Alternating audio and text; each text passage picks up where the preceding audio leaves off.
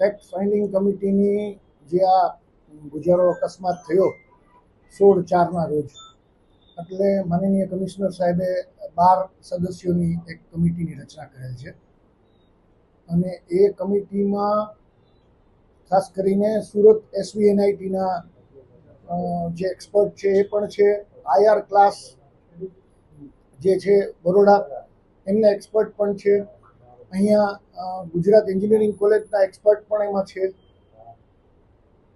અને ACP madam પણ છે આપણા અહીંના, ડેપ્યુટી મ્યુનિસિપલ કમિશનર શ્રી પૂર્વ ઝોનની અધ્યક્ષતામાં આ એક ફેક્ટ ફાઇન્ડિંગ કમિટીની રચના કરવામાં આવેલ છે અને આ કમિટીની મિટિંગ 21/4ના રોજ કરવામાં આવેલ છે. બધાને વિસ્તૃતમાં જે અકસ્માત બન્યો છે એની વિગતો આપવામાં આવેલ છે. ઇવન મને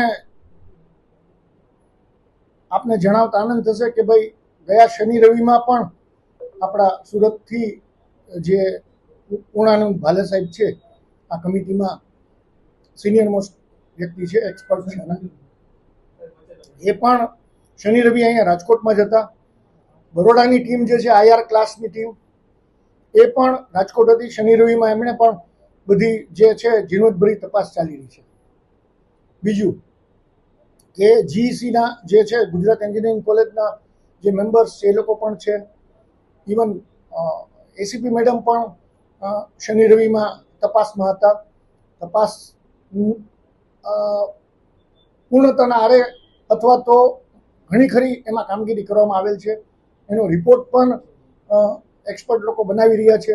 ટૂંક સમયમાં ડેપ્યુટી કમિશનર શ્રી પૂર્વ ઝોન સમક્ષ એ રિપોર્ટ રજૂ કરવામાં આવશે.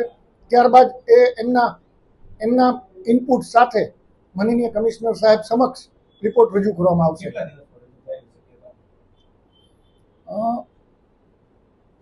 વિધિન અ વીક અથવા તો વધીને 10 દિવસમાં રિપોર્ટ માનનીય કમિશનર સાહેબ સમક્ષ પુટઅપ કરવામાં આવશે. હા, એ પણ મેં મીડિયા દ્વારા જાણવા મળ્યું છે મને. મારી પાસે વિક્રમ ડાંગર કરીને કોઈ વ્યક્તિ હજી સુધી આવ્યો નથી. કોઈ વિક્રમ ડાંગર વ્યક્તિ કોઈ જો આપણે એજન્સીએ એમને કોઈ કામ સોંપેલું હોય તો અમારા ધ્યાને આવેલ નથી.